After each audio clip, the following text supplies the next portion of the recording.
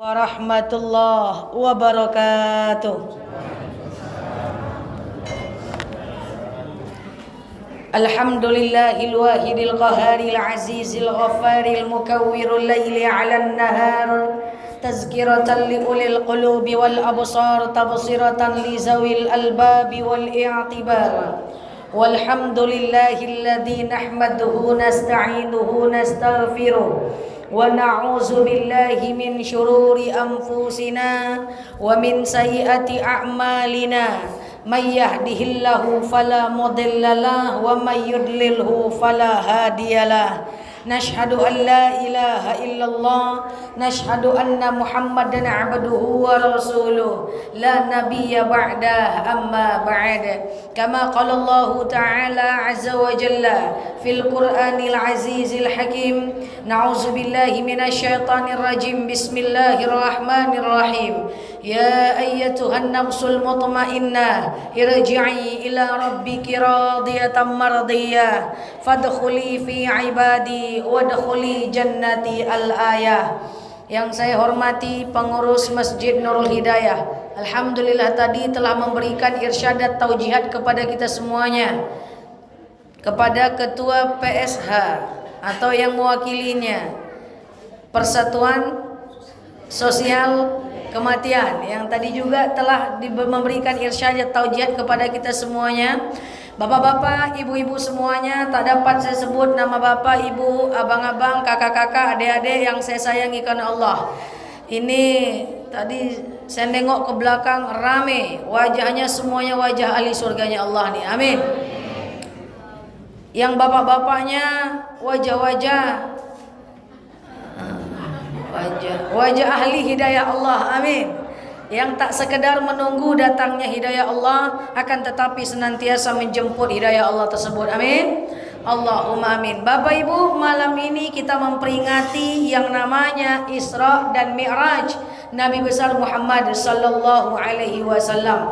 Karena di sini banyak anak muda, Pak, izin saya menyampaikan, saya tidak akan loncat kepada pembahasan langsung tentang Isra dan Mi'rajnya, tapi kita bahas mulai dari Rasulullah lahir secara detail. Saya ambil yang penting-penting saja, biar kita betul-betul kenal dengan siapa dan apa Rasulullah Sallallahu Alaihi Wasallam. Karena selama ini cerita banyak dipangkas-pangkas, Pak. Yang dipangkas itu apa, Bu? Katanya Rasulullah itu susah, Rasulullah itu miskin. Yang dibahas cuma itu aja ya Bapak Ibu ya.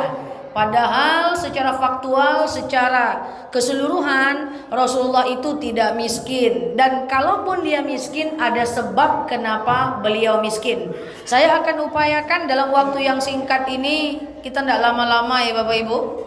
Nanti kalau lama ditanya pula sama anak di rumah, apa gaji ustazah dari mana? Tidak jelas, penting merah aja bajunya, itu pula ya. Kita singkat aja Bapak Ibu, saya upayakan untuk sampaikan secara detail tentang kehidupan Rasulullah dan diakhiri dengan hikmah dari Isra dan Mi'raj Nabi besar Muhammad sallallahu alaihi wasallam. Bapak Ibu yang saya sayangi karena Allah, kita semua tahu Rasulullah itu lahir di kota Mekah. Tempat Rasul dilahirkan Bapak Ibu masih bisa kita lihat sampai sekarang.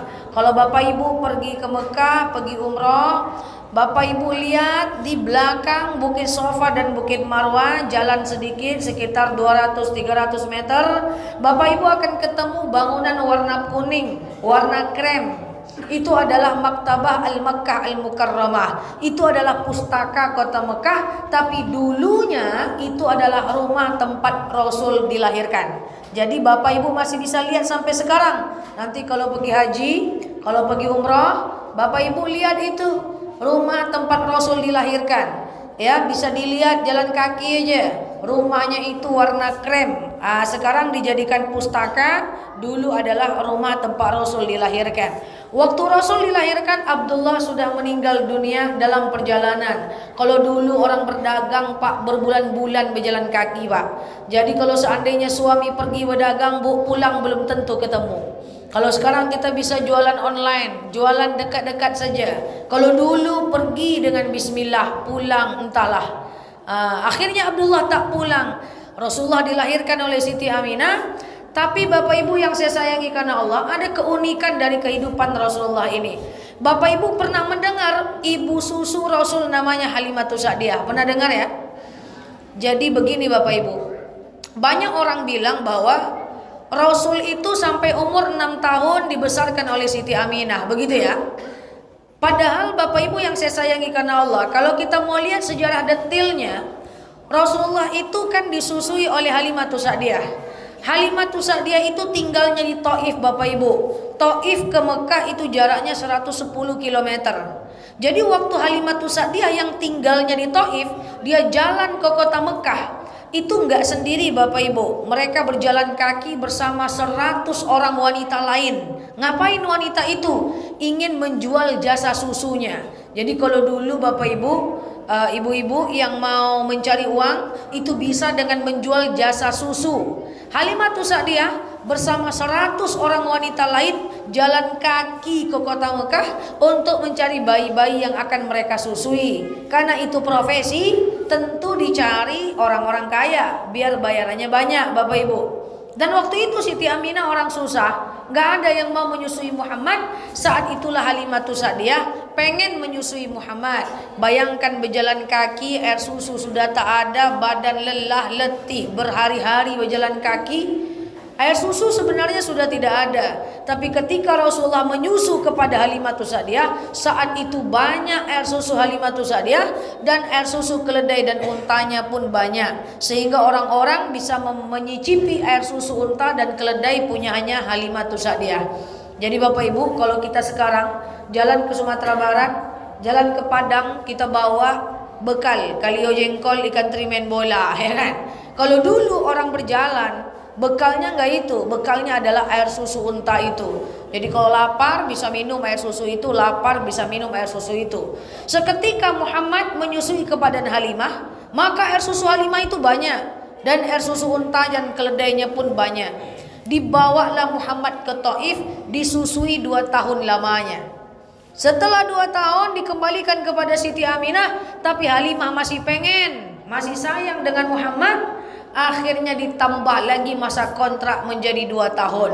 Jadi totalnya adalah 6 tahun umur Rasulullah, 4 tahun dengan Halimatus Sa'diyah, dan cuma 2 tahun dengan Siti Aminah. Paham Bapak Ibu ya? Jadi memang Rasul dengan Siti Aminah itu 6 tahun, tapi dipangkas itu 4 tahun dengan Halimah dan 2 tahun dengan Siti Aminah. Umur 6 tahun Siti Aminah meninggal dunia, pindah kepada kakeknya yang bernama Abdul Muthalib. Tapi karena kakek-kakek dia, Abdul Muthalib bertahan dengan Rasul cuma 2 tahun Pak. Berarti sampai umur berapa dengan Rasul? 8 tahun. Kita hitung, kita udah sering hitung nih ya. 6 tahun dengan Siti Aminah, 8 tahun dengan 2 tahun dengan Abdul Muthalib, berarti 2 tahun. Berarti Rasul udah umur berapa tahun Bapak Ibu? 8 tahun.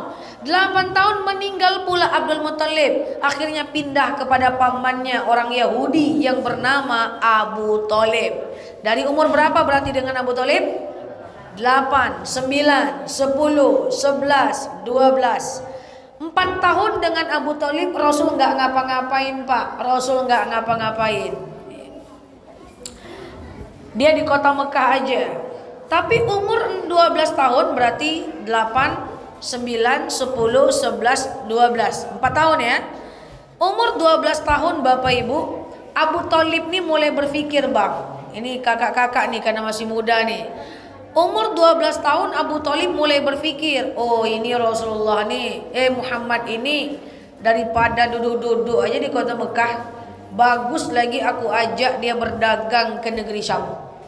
Oh, akhirnya Abu Thalib membawa Rasul berdagang ke negeri Syam. Bapak Ibu, Rasul berdagang ke negeri Syam itu bukan Rasul berjualan di kedai Bapak Ibu, bukan Rasul berjualan di terminal, tapi negeri Syam itu adalah negeri yang terdiri dari 4 negara. Jadi umur 12 tahun Rasul itu udah jadi eksportir terkenal, pedagang antar negara. Ibu umur 12 tahun nggak Bu? Mengalau iti ke rumah. Saya umur 12 tahun Bapak Ibu mengejar layang-layang Tukia. Lihat tahu Tukia nak? Atuh apa aja tuh ha. Naik pohon rambutan. Pas nyampe di atas rupanya udah sobek. Padahal bisa beli baru. Menaik pula pohon rambutan. Umur 12 tahun. Rasul umur 12 tahun udah jadi pedagang antar negara. Oke? Umur berapa? 12. Yuk kita hitung. 12, 13, 14, 15, 16, 17. 5 tahun Bapak Ibu, 5 tahun bekerja dengan Abu Thalib. 5 tahun ya, dari umur 12 sampai 17. Abu Thalib mikir lagi, Muhammad ini mantap orangnya, dia amanah ini. Tapi kalau kerja dengan saya terus nanti dia jadi nggak mandiri ini. Akhirnya pada umur 12 tahun Abu Thalib, si mama ini, si paman ini, si Pak Wo ini, kan Pak Wo nya itu kan, ingin melepas Rasul supaya mandiri Pak. Akhirnya umur 17 tahun Abu Thalib datang bertemu dengan Khadijah. Jadi Khadijah itu adalah kawan dekatnya Abu Thalib, kawan dagang. Apa kata Abu Thalib kepada Khadijah? Khadijah, ya Abu Thalib, aku nih punya keponakan, udah 5 tahun kerja dengan saya, dia amanah, dagangan saya laku keras. Tapi kalau dengan saya terus nanti dia manja. Kira-kira mau nggak engkau jadikan dia karyawan? Apa kata Khadijah? Oke Abu Thalib, aku akan jadikan Muhammad sebagai karyawan. Saat itu dipertemukanlah Muhammad dengan Khadijah. Waktu itu umur Rasul berapa? 17 tahun. Sweet 17. Jadi kalau ibu pernah dengar kata-kata sweet 17, kenapa orang heboh dengan usia 17 tahun? Dari mana angka 17 itu? Bahwa Rasul ketemu dengan Khadijah pertama kali usia 17 tahun. 17 ya? Hitung lagi-lagi. 18, 20, sebentar. 18, 19, 20, 21, 22, 23, 24, 25. 8 tahun kerja dengan Khadijah Pak. Umur 25 tahun langsung dia nikahi bosnya sendiri. Mantap berapa? Mantap. Bosnya sendiri. Waktu itu Khadijah umur berapa? 40. Rasul umur? Berarti Khadijah dapat brownies, berondong manis. Dan waktu Rasul nikah dengan Khadijah ini Pak, Bu, yang melamar tuh bukan Rasul Pak, yang melamar tuh Khadijah. Jadi yang suka duluan tuh Khadijah. Suatu ketika Khadijah ngomong kepada sepupunya yang bernama Nafisah, Nafisah, ya Khadijah, aku suka dengan Muhammad. Ya kau bilanglah sama dia kalau kau suka sama dia. Aku malu Nafisah. Oke lah, kalau gitu aku akan bilang kepada Muhammad bahwa kau akan meminangnya. So sweet. Datanglah Nafisah kepada Rasul. Rasul tak tahu orangnya yang mana nih, nggak tahu nih. Apa kata Rasul kepada Nafisah kepada Rasul? Muhammad, ada seorang wanita, orangnya sudah tua, usia 40 tahun. Jadi Bapak Ibu, usia 40 tahun di negara Arab dulu itu sudah tua Pak. Karena istri Rasul yang Rasul nikah itu muda-muda semua. Ada yang umur 9 tahun, 18 tahun. Orang dulu 18 tahun udah 4 anaknya Pak. Jadi 40 tahun itu udah sangat tua Pak. Apa kata Nafisah kepada Rasul? Nafisah, Rasul, ada seorang wanita udah tua, usianya 40 tahun. Orangnya tak cantik. Khadijah tak cantik Bu. Yang cantik itu Aisyah. Makanya Aisyah diberi gelar Siti Umairah, karena kulitnya kemerah-merahan, kayak blush on. Sunnah manggil istri Siti Umairah katanya. Hati-hati Pak, nanti Bapak panggil pula Siti Umairah, Siti kemerah-merahan, jangan-jangan ibu hitam tersinggung pula nanti Pak. Jadi yang cantik itu Aisyah Pak. Khadijah tak cantik-cantik kali, biasa saja. Orangnya sudah tua, tak cantik ya Rasul, dan sudah nikah 2 kali ya Rasulullah. Jadi Khadijah tuh Pak, sebelum nikah dengan Rasul Pak, udah nikah 2 kali Pak. Kalau ada ibu baru sekali nikah kalah dari Khadijah Bu. Khadijah itu udah nikah 2 kali. Dan kau akan dijadikan suami yang ketiga ya Muhammad. Jelek, bukan jelek ya, maksudnya tak terlalu cantik. sudah tua, sudah nikah pula 2 kali, dan kau akan dijadikan suami yang ketiga. Tapi kaya raya ya Muhammad, dan ingin mengabdikan dirinya untuk Islam. Muhammad tak tahu orangnya. Apa kata Muhammad? Oke, aku terima pinangannya. Kira-kira anak muda sekarang bisa enggak kayak gitu? Enggak, mana Facebooknya, mana Instagramnya, tengok dulu deh kan. Rasulullah tuh kelebihannya cuma satu, karena dia ingin mengabdikan dirinya untuk Islam. Aku terima pinangannya. Datanglah Rasul kepada Khadijah, dan waktu itu nikahlah Rasul dengan Khadijah. Saya sering sampaikan, Rasul nikah dengan Khadijah itu mas kawinnya. Tadi umur berapa dia pertama kali kerja?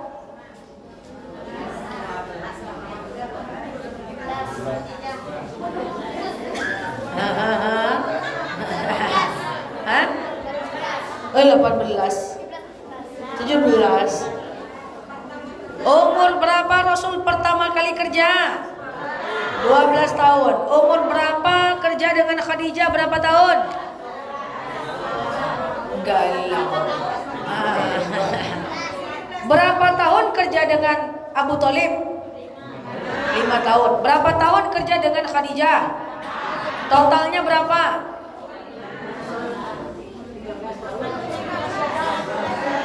13 tahun.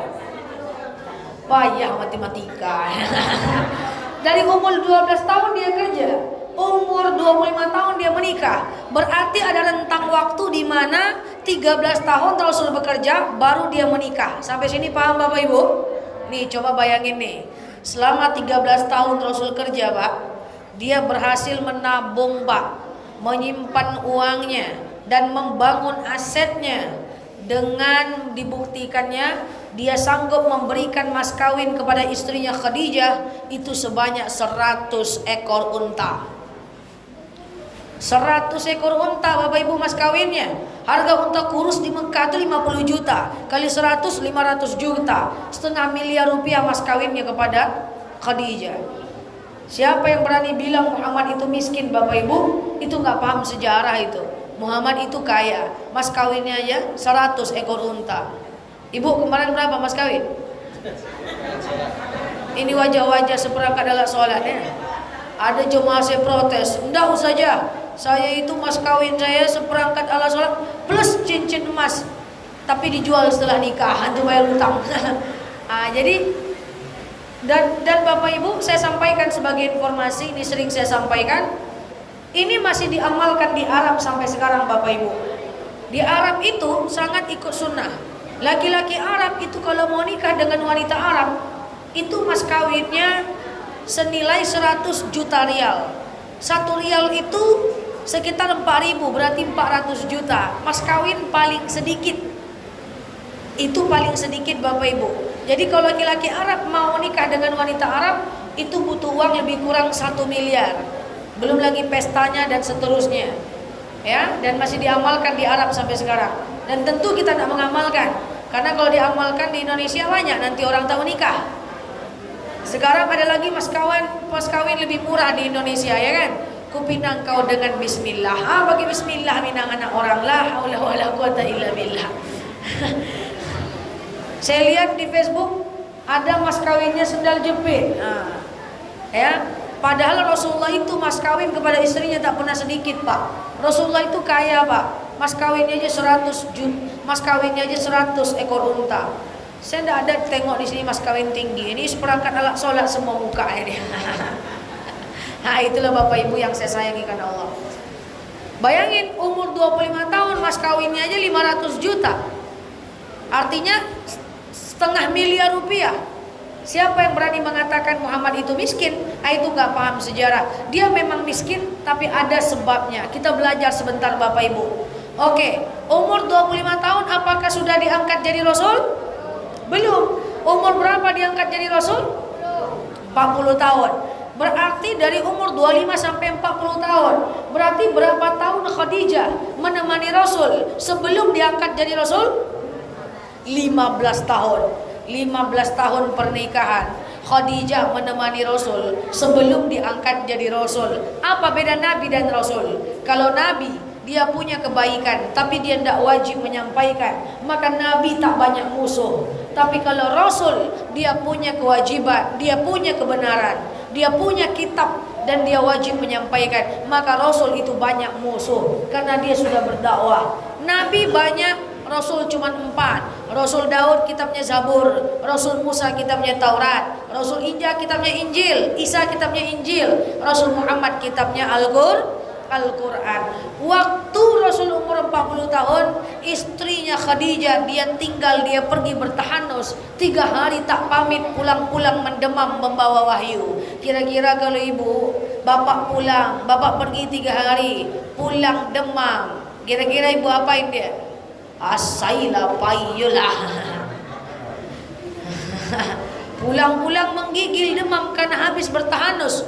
Turun wahyu dari malaikat Jibril, Iqra bismi rabbikal ladzi khalaq. Bapak Ibu yang saya sayangi karena Allah, saya informasikan 6.666 ayat dalam Al-Quran itu turunnya berangsur-angsur Bapak Ibu selama 23 tahun. 13 tahun di Mekah namanya surat Makiyah, 10 tahun di Madinah namanya surat Madaniyah.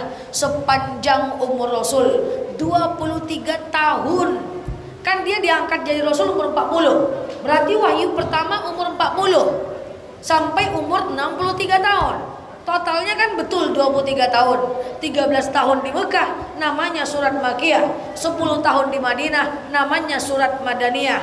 Selama 23 tahun, 6.666 ayat turun kepada Rasul melalui perantara malaikat Jibril. Itu enggak mudah, Pak. Rasul itu mendemam setiap menerima wahyu, karena wahyu itu datangnya susah, Pak. Kadang-kadang gerincingan Jibril ngomong dari atas langit, kadang-kadang wahyu itu datang langit seakan-akan terbelah.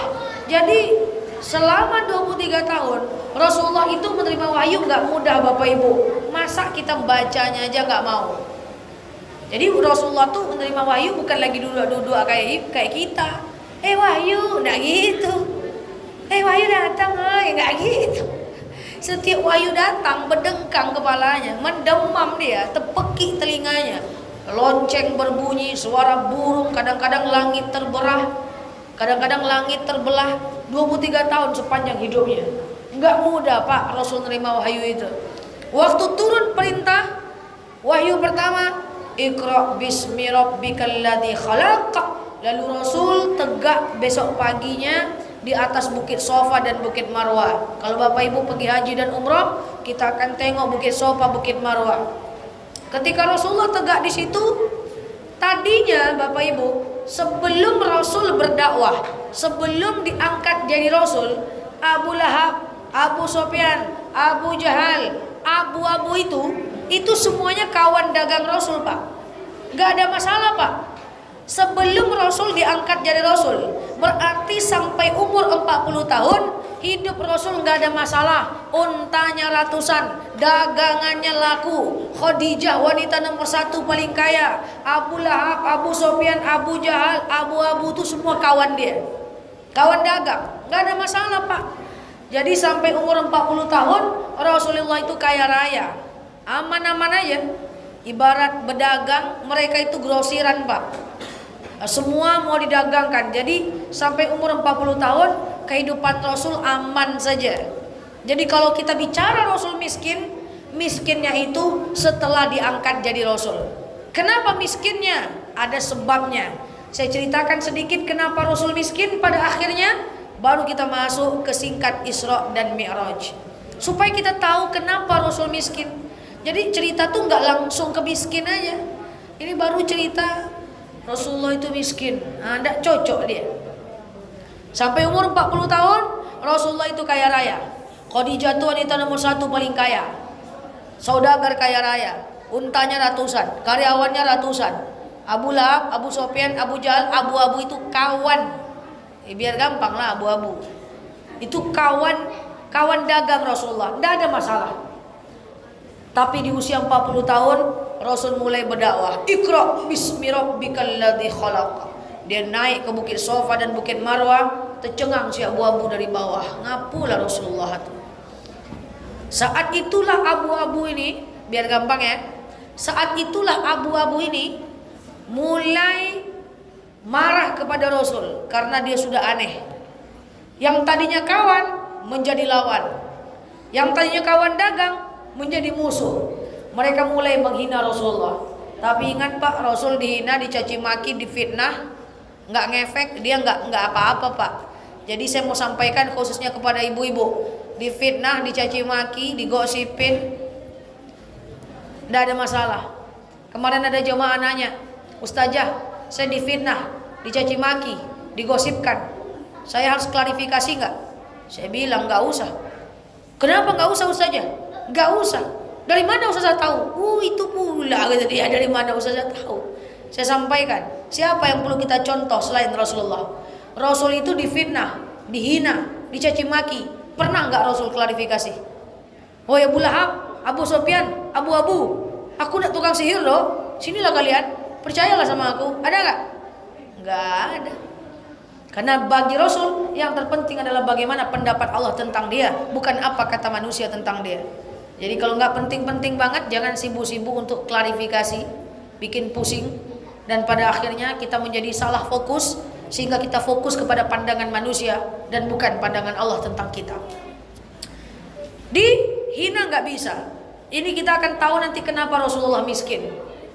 Yang kedua, dibunuh aja deh. Dihina nggak bisa, akhirnya dibunuh. Siapa yang berani membunuh waktu itu? Umar bin Khattab. Waktu itu Umar belum masuk Islam. Umar ini orangnya bagak Bapak Ibu. Umar ini sampai masuk Islam pun dia itu bagak. Setelah masuk Islam pun masih berani. Ada orang Arab Badui kencing di tangan Rasul. Apa kata Umar? Ya Rasul, aku penggal kepalanya. Jangan Umar, ini anak kecil, dia belum paham. Ketika ada orang Arab Badui kencing di masjid, apa kata Umar? Rasul, dia kencing di masjid, saya penggal kepalanya. Jangan Umar, itu orang Arab Badui belum paham. Jadi Umar nih Bapak Ibu main penggal-penggal aja Bapak Ibu. Kalau ada bapak-bapak di sini sedikit penggal, Umar bin Khattab dah tuh Bapak Ibu. Sampai masuk Islam pun dia main penggal-penggal aja tuh. Dia pemberani tuh. Setelah masuk Islam pun begitu. Sebelum masuk Islam, saya penggal kepala Muhammad. Jalanlah dia ke rumah Muhammad.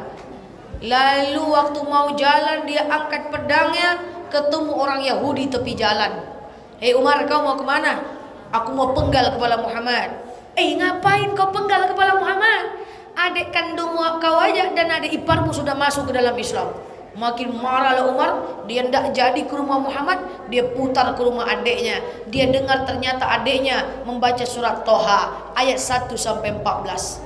Ketika dia dengar adiknya membaca surat Toha, terjatuh pedangnya dan dia pun masuk ke dalam Islam. Bayangkan, orang sekeras Umar bin Khattab mendengar ayat Quran, luluh hatinya, terjatuh pedangnya, masuk Islam dia. Kalau kita mendengar ayat Quran, tak luluh hati kita, kareh pula pada Umar bin Khattab lima. Akhirnya dibunuh nggak bisa. Peninglah abu-abu ini.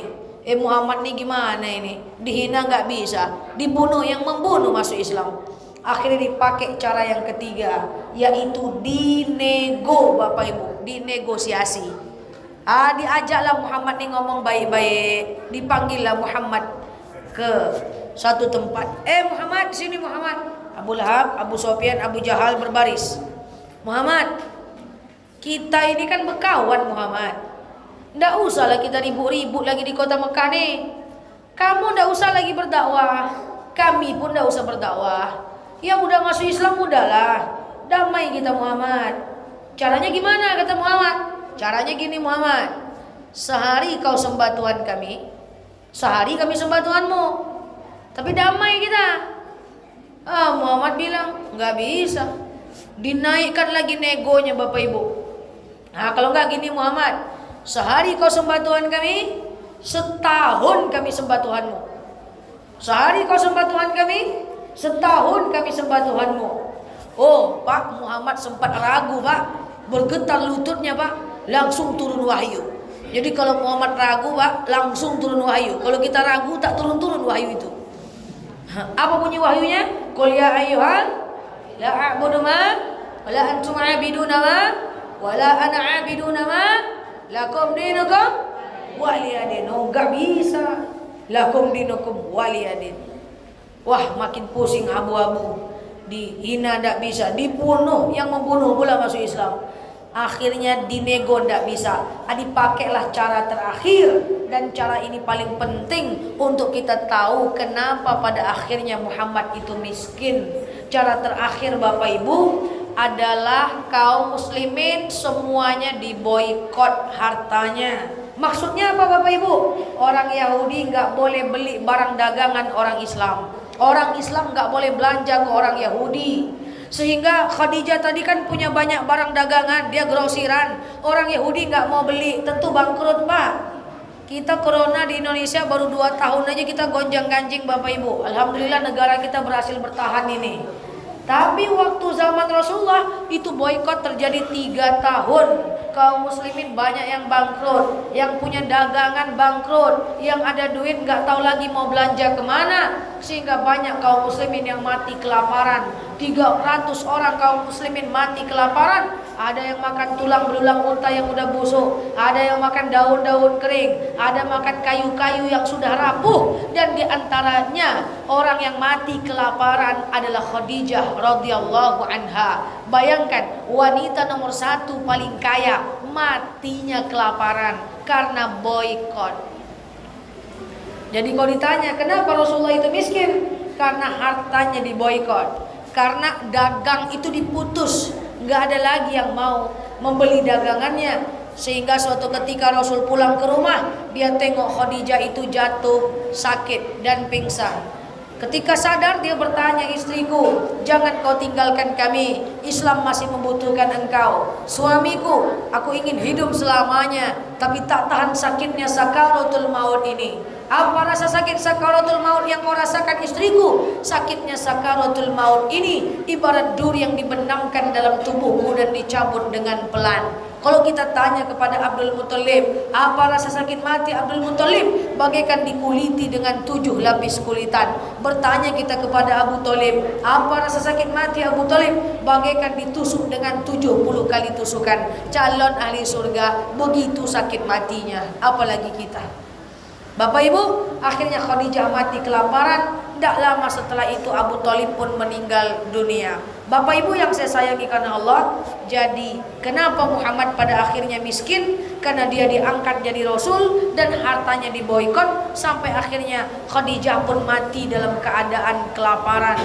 Wanita nomor 1 paling kaya matinya kelaparan. Makanya kalau ada orang nanya kepada saya, Ustazah Nela paling ngefan dengan istri Rasul yang mana? Saya paling ngefan dengan Khadijah. Khadijah itu luar biasa Bapak Ibu. Dari sekaya-kayanya sampai semiskin-miskinnya, dia menemani Rasul betul-betul dari nol. Rasul bukan siapa-siapa. Waktu jadi Nabi bukan siapa-siapa. Dia nggak punya apa-apa. Lalu menemani Rasulullah, mati pun dalam keadaan miskin. Jadi Rasulullah, Khadijah itu betul-betul mengajarkan kepada kita, kalau di atas betul-betul rendah hatinya, kalau di bawah betul-betul lapang hatinya. Jadi kita semua Bapak Ibu harus siap kaya, berani miskin. Kalau di atas kita rendahkan hati, kalau di bawah kita lapangkan hati, seperti Khadijah radhiyallahu anha. Meninggal Khadijah, meninggal Abu Thalib, barulah Rasul untuk menyenangkan hati Rasul. Karena Abu Thalib dan Khadijah ini juru kunci nih. Abu Thalib membesarkan Rasul dan memperkenalkan Rasul dengan Khadijah. Khadijah meninggal, Abu Thalib meninggal. Tentu risau. Karena 2 orang itu yang menyelamatkan hidup Rasul. Walaupun Abu Thalib itu kafir, tapi gimana pun Rasul sayang dengan dia. Pahlawan Rasulullah sepanjang hidupnya. Akhirnya baru dipanggil melakukan perjalanan Isra dan Mi'raj. Bapak Ibu, kenapa Rasul melakukan perjalanan Isra dan Mi'raj? Karena sedih Rasulullah meninggal Khadijah dan Abu Thalib. Berjalanlah Rasul dari Masjidil Haram ke Masjidil Aqsa. Haram ke Aqsa itu jaraknya lebih kurang 1237 km. Kenapa kok ke Masjidil Aqsa? Karena Masjidil Aqsa itu kiblat pertama kita. Bapak Ibu, dulu kiblat kita itu ke Palestina, ke Masjidil Aqsa, lalu pindah ke Masjidil Haram. Kapan dipindahkan kiblat kita? Pada bulan Sya'ban. Jadi bulan depan itu adalah bulan sejarah di mana kiblat kita dipindahkan dari Masjidil Aqsa ke Masjidil Haram. Gimana cara pindahnya? Kalau Bapak Ibu pergi haji, Bapak Ibu akan tengok namanya Masjid Kiblatain. Masjid Kiblatain yang ada di Tanah Haram itu namanya Masjid Dua Kiblat. Kenapa dinamakan Masjid Dua Kiblat? Karena waktu bulan Sya'ban Rasul sholat asar di masjid itu. 2 rakaat pertama Rasul menghadap ke Aqsa, tapi 2 rakaat kedua turun wahyu dari Allah. Qad nara taqalluba wajhika fis sama falanuwalliyannaka qiblatan tardaha fawalli wajhaka syatral masjidil haram. Hadapkan mukamu ke Masjidil Haram. 2 rakaat pertama Rasul menghadap ke Aqsa, 2 rakaat kedua turun wahyu supaya memindahkan kiblat ke Masjidil Haram. Jadi satu solat Rasul 2 kiblat. Makanya namanya Masjid Kiblatain. Nanti kalau ibu pergi umrah, bapak pergi umrah, mampirlah ke Masjid Kiblatain itu, solatlah di situ, tapi jangan 2 pula kiblatnya, 1 aja. Itu sejarahnya aja. 2 rakaat pertama Rasul ngadap ke Aqsa, 2 rakaat kedua Rasul ngadap ke Masjidil Haram. Sejak itulah dipindahkan kiblat kita. Kenapa dari Haram ke Aqsa? Karena itu 2 kiblat kita. 1 kiblat lama kita, 1 kiblat terupdate kita, yang belum diupdate sampai sekarang dan gak akan pernah diupdate, ya. Nah, kemudian Rasul pergi ke Sidratul Muntaha menjemput perintah sholat. Bapak Ibu, Rasul itu cuman menjemput 5 kali sholat. Dalam agama kita, Rasul sebelum Islam itu susah-susah Bu ibadahnya. Contoh, Rasul Daud, kitabnya Zabur, itu dia punya ajaran puasa Pak. Sehari puasa, sehari tidak. Sehari puasa, sehari tidak. Sehari puasa, sehari tidak. Sepanjang hidup. Jadi kalau ibu umat Nabi Daud, ibu puasanya bukan puasa Ramadan. Sehari puasa, sehari tidak. Sehari puasa, sehari tidak. Repot. Untung kita bukan umat Nabi Musa Bapak Ibu. Umat Nabi Musa sholat tuh 50 kali sehari semalam. Dan mungkin untung kita bukan umat Nabi Isa, umat Rasul Isa. Umat Rasul Isa itu puasanya hampir tanpa berbuka dan tidak boleh pakai daging, apalagi salalawwa. Untung kita umat Nabi Muhammad, sholatnya cuma 5, puasanya cuma sebulan dalam setahun. Coba kalau ibu umat Nabi Daud, ibu akan diwajibkan untuk puasa. Sehari puasa, sehari tidak. Sehari puasa, sehari tidak. Coba kalau umat Nabi Musa, puasa, sholat 50 kali. Untunglah kita umat Nabi Muhammad. Maka keterlaluan, sudahlah sholat cuma 5 kali, lalai pula. Bapak ibu yang saya sayangi karena Allah, maka karena sholatnya cuma 5 kali, Allah perketat aturannya dengan hukumnya adalah fardu ain. Yuk kita masuk sholat sebentar. Bapak ibu, sholat itu kan hukumnya fardu ain. Karena dia tidak bisa diwakilkan, maka banyak keringanan dalam ibadah sholat. Misalnya Bapak Ibu, sholat kita kan 5 kali nih. Ustazah Nela, ya saya itu Ustazah, mau sholat tuh susah Ustazah. Susah gimana? Kampung saya jauh. Kalau kampung ibu lebih dari 86 km, Bapak Ibu boleh jamak. Zuhur asar digabung jadi satu, dikerjakan di waktu zuhur, namanya jamak. Jamak takdim. Dikerjakan di waktu asar, namanya jamak. Maghrib isya dikerjakan jadi satu, dikerjakan di waktu maghrib, namanya jamak takdim. Dikerjakan di waktu isya, namanya jamak. Nah, nanti kapan-kapan ada waktu kita belajar tentang jamak. Orang masih banyak salah tentang jamak. Masa antara sholat zuhur dengan sholat asar dia bercerita, Assalamualaikum warahmatullahi wabarakatuh, Assalamualaikum warahmatullahi wabarakatuh. Jamaah ayo adanya. Padahal tak boleh bercerita. Jamaah itu harus bersambung. Jamaah yuk. Ya mak, elah. Kapan-kapan kita bahas karena banyak sekali jamaah yang keliru di masyarakat. Ustazah Nela, saya mau sholat susah. Susah gimana? Kan sholat itu wajib. Susah karena macet, perjalanan panjang, pom bensin nggak ada, air nggak ada, mau berhenti susah. Sholat di mobil. Di mana arah mobil, di situ arah kiblat. Air nggak ada, tayamum. Sengaja aku bertayamum, mensucikan diriku dari hadas kecil lillahi ta'ala. Ambil tangannya, tempelkan ke kaca mobil, tempelkan ke dashboard mobil, tempelkan ke kursi mobil, asal jangan kepala supir aja lebok tempel. Lalu kemudian basuh mukanya sekali aja, jangan 3 kali berjerawat pula nanti.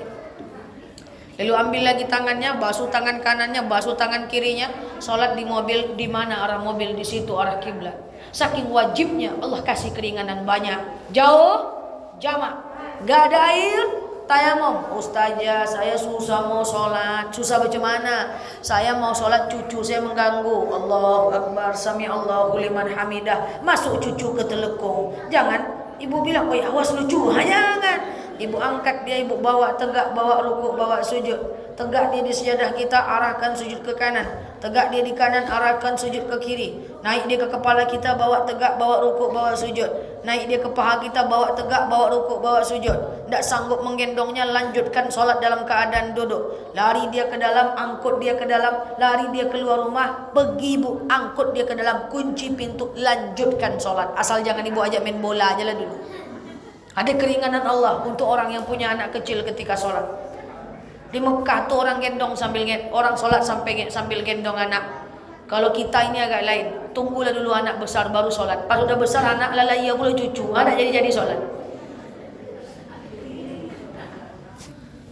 Di Mekah sana diikatnya anaknya, berlari, begini-begini lagi.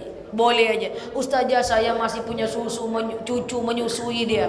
Anak menantu saya bekerja, tidurkan dia di samping kita. Sholat kita, sholat isya 4 rakaat, baru 2 rakaat menangis dia. Ambil susu tu cucukkan ke mulutnya, lanjutkan sholat. Rahsatun minallah. Ada keringanan Allah li banatikum wa li abnaikum, untuk anak laki-laki, untuk anak perempuan ketika sholat. Bayangkan, saking wajibnya banyak kasih kemudahan. Jauh, jamak, gak ada air, tayamum. Ada anak, gendong anak itu.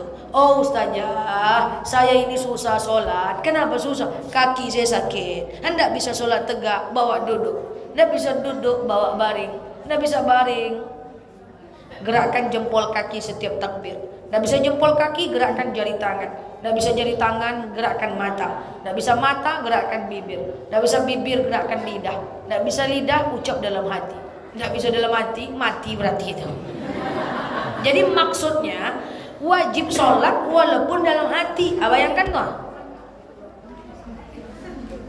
Maksudnya wajib sholat walaupun dalam hati. Ustazah Nela, katanya orang tua boleh meninggalkan sholat. Saya jelaskan, tua dalam Islam itu ukurannya adalah uzur, bukan umur.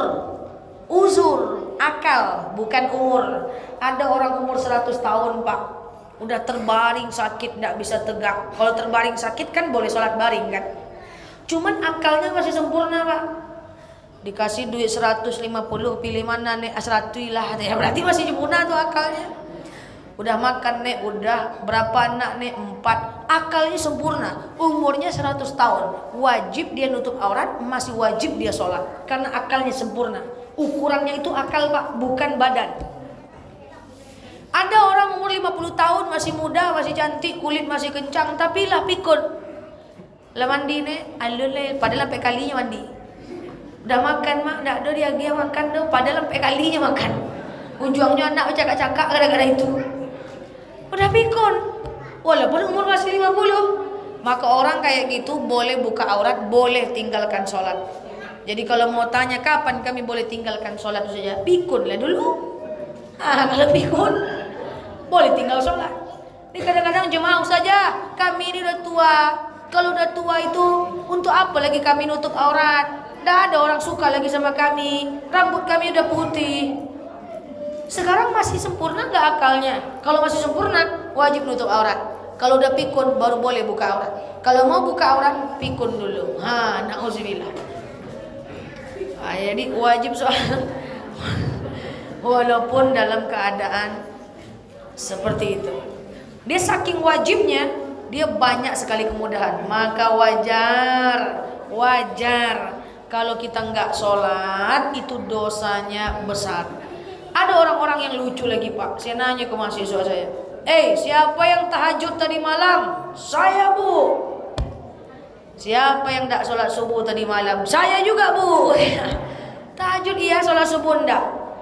Itu juga tidak boleh. Ada hadis yang mengatakan kanan nas, akan ada manusia yash'urunahum tadkhuluna ilal jannah, dia merasa dirinya masuk surga, tapi pada akhirnya dia masuk neraka.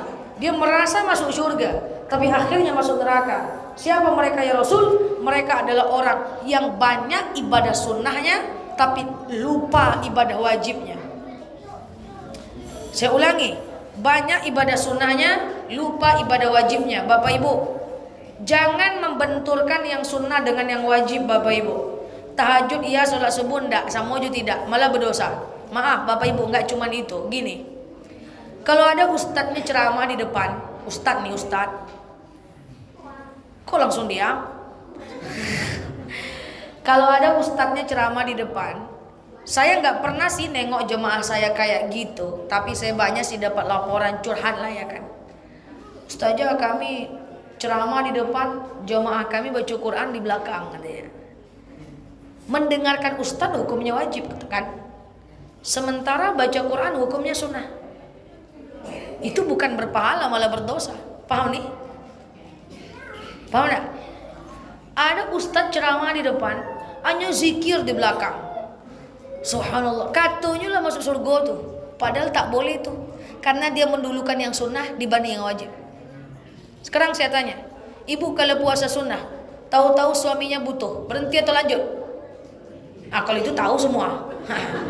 Padahal sama aja hukumnya. Kalau ustadz ceramah, itu mendengarkan ustadz wajib. Sementara baca Quran sunnah, tak boleh baca Quran saat ustadz ceramah. Nanti Ramadan hati-hati, banyak orang mau mengkhatamkan Quran, ustadz ceramah di depan, dia baca Quran di belakang. Kadang-kadang ada yang protes, ustazah kami nggak ngerti ceramah ustadznya, lain ujung, lain tengah, lain pangkal. Ngerti nggak ngerti, anggua aja lah. Jangan-jangan saat anggua itu dapat hidayah. Nggak boleh baca Quran. Kalau baca Quran pulang saja. Karena wajib itu jangan dibenturkan dengan yang sunnah. Paham nih? Masih banyak terdengar suara azannya, dia masih tahiyatul masjid. Sementara tahiyatul masjid sunnah. Menjawab azan hukumnya wajib. Dia sholat sunnah, datang tamu mengucapkan salam, berhenti atau lanjut? Berhenti atau lanjut? Biasa-biasanya lanjut. Jadi kalau ibu sholat sunnah, datang tamu mengucapkan salam, berhenti, jawab salamnya. Ibu lagi sholat sunnah, datang suami manggil, berhenti atau lanjut? Berhenti, menjawab panggilan suami dan orang tua wajib. Sementara sholat hukumnya sunnah.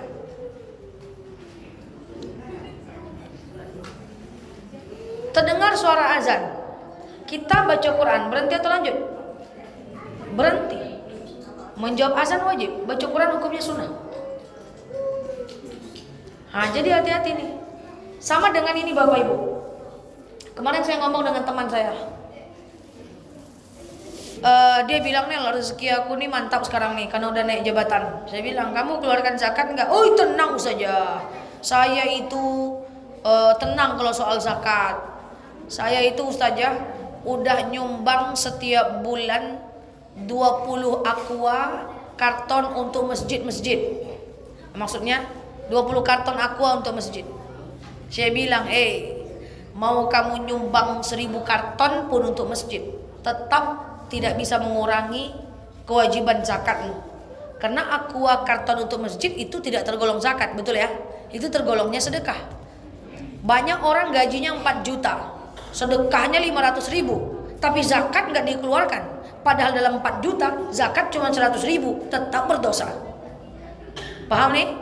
Banyak orang cuma nyampaikan sedekah, sedekah, sedekah, lupa zakat.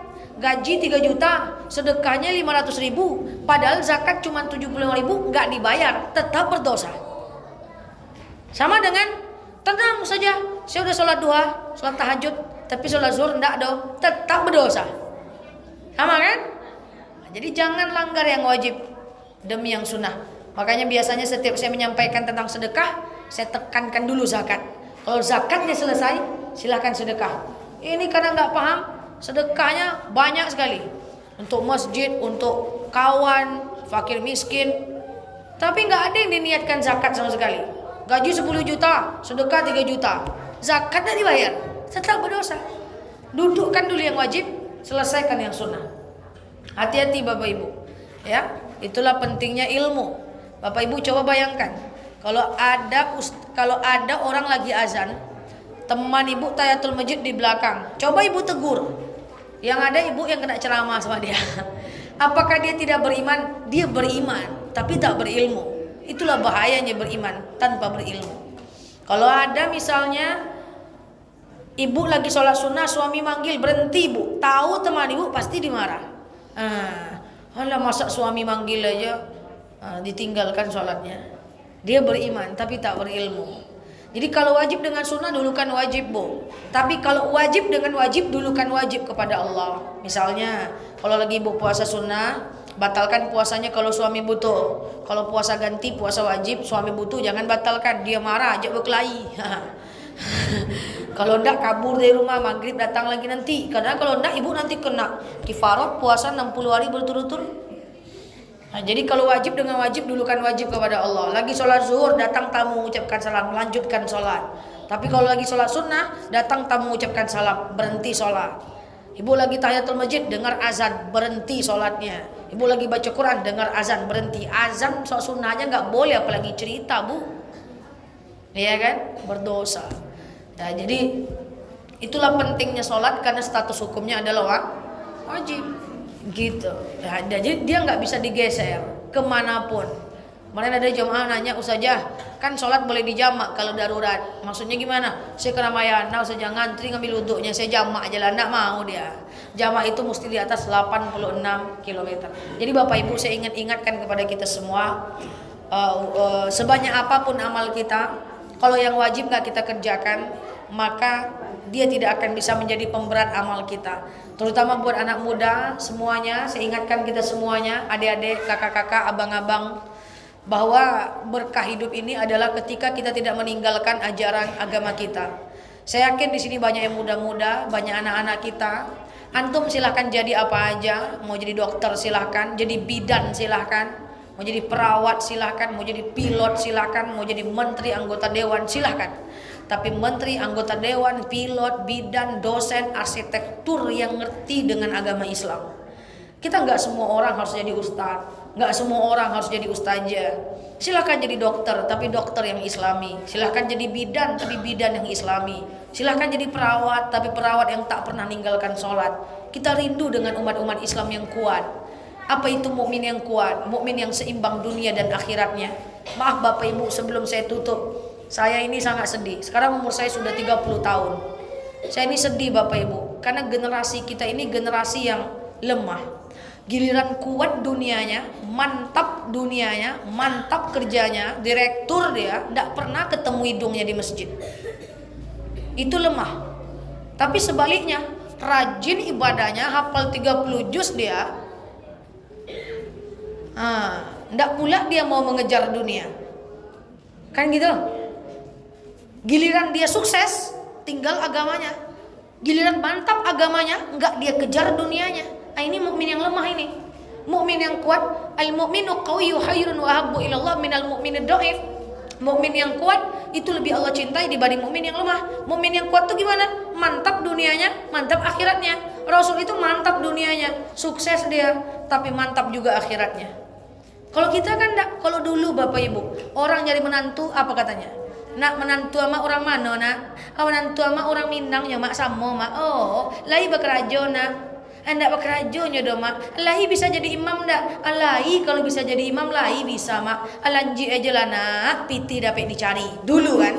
Dulu, betul? Sekarang orang mana calon menantu mak nak? Orang awak mak. Lahi kerja. Mantap kerjanya mak. Mantap.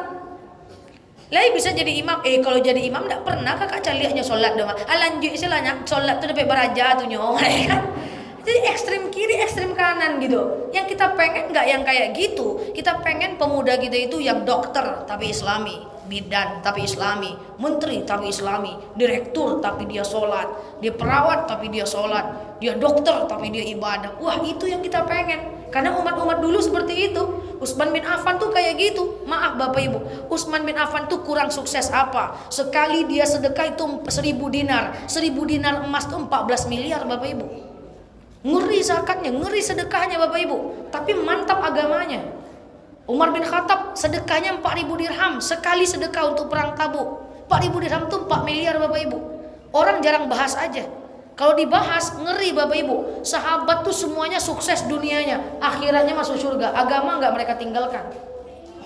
Sahabat yang susah tuh cuma Ali bin Abi Thalib saja, yang nikah dengan Fatimah. Abu Bakar, Umar, Utsman itu saudagar yang kaya raya. Utsman itu apa yang tak dijualnya? Unta dijualnya, kurma dijualnya, pohon kurmanya dijualnya. Saudagar itu. Utsman, Umar bin Khattab, ya. Abu Bakar itu seperempat asetnya itu kurma di kota Madinah. Bayangkan tuh. Cuman jarang dibahas saja. Sehingga kita nih ekstrem kanan, ekstrem kiri. Giliran mantap agamanya, tinggal dunianya. Giliran mantap dunianya, nggak ketemu agamanya. Paham tuh Bapak Ibu? Padahal kata Allah enggak.